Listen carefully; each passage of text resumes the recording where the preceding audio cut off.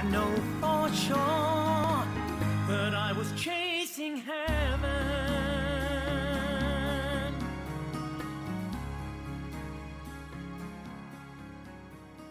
Hi everyone, welcome to another edition of Sermon and Song with Blue in the Face. I'm Chris Catalano and I'm going to talk to you about all things love of God until I'm, well, blue in the face. Today's topic, how can I chase heaven?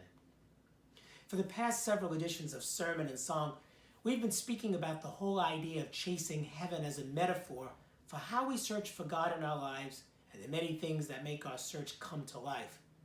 In short, each part covered one of the basic questions: who, what, when, where, and why we chase heaven. So if you're just joining us now, you have some catching up to do, because today we're going to finish the series and consider how can I chase heaven in my life. As I mentioned in one of my earlier segments, I've been teaching music in the classroom for nearly a quarter of a century. It just so happens that as we speak, we just finished the current school year 2 days ago. Every year since I first started teaching, I have this tradition on the last day of school.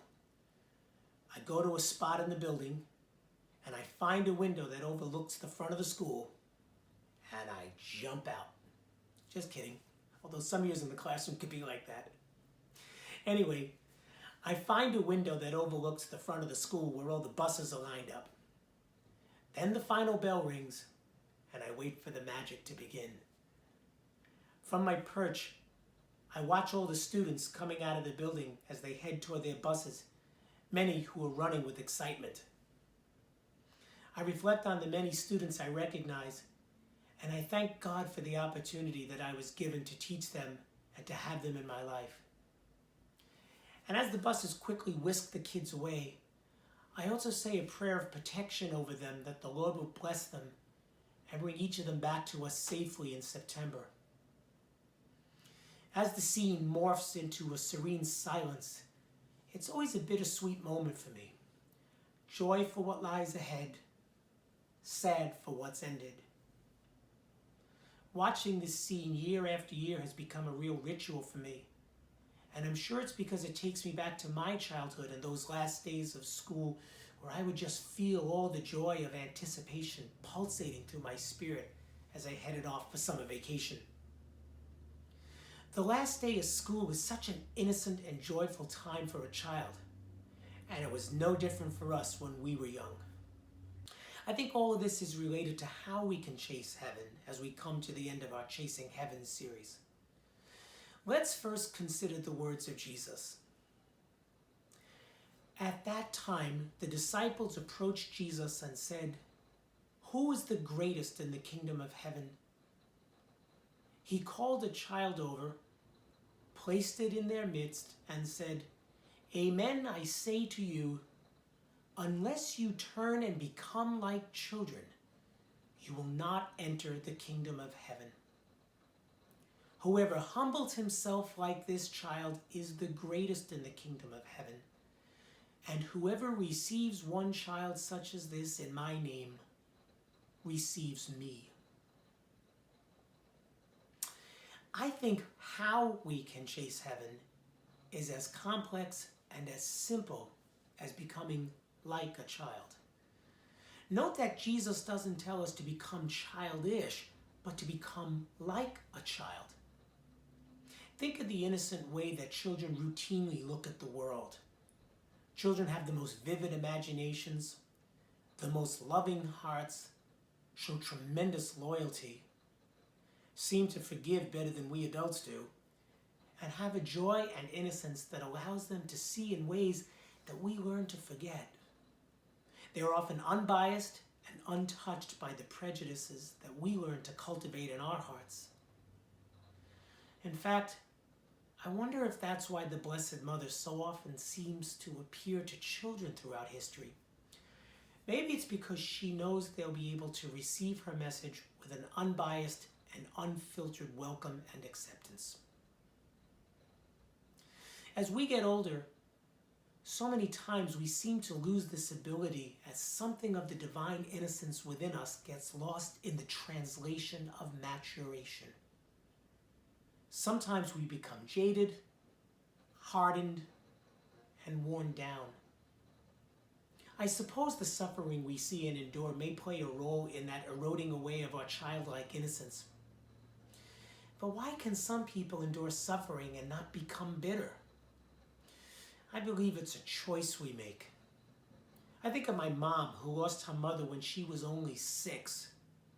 Her mom spent most of her days in a bed with a weakened heart that today's surgery would have certainly been able to fix.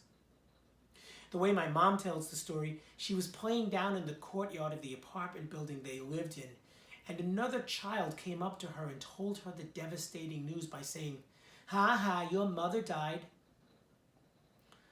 What a way to enter the adult world of suffering and death. And she was only 6.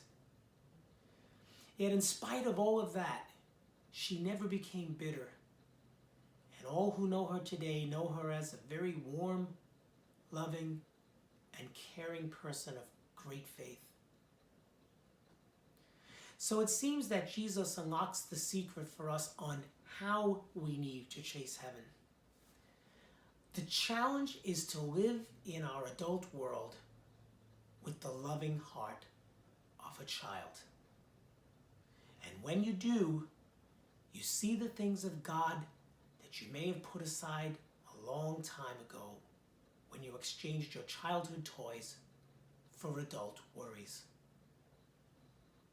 Or said a different way, this is a short reflection I wrote 2 years ago. I'm standing here at the window watching my students run for their buses on the last day of school. They are all running with wild excitement, their summer vacation unfolding right before them. It reminds me of when I was young. The joy and excitement of the last day of school is all about being a child.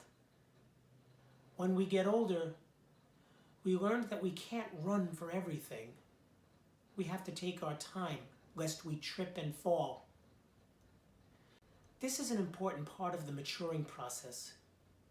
We learn to take our time and walk with grace as we journey throughout life.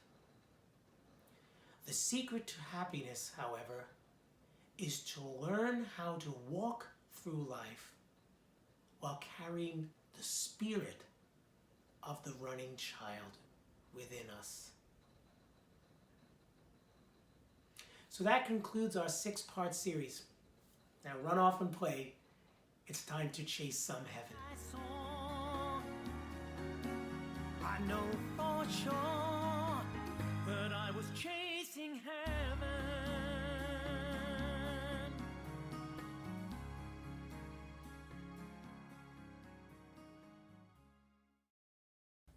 This is a song I wrote for my son Peter's first Holy Communion back in 2003. It's called Prayer from a Child. May it express with childlike innocence the simplest of all petitions from the child within us all.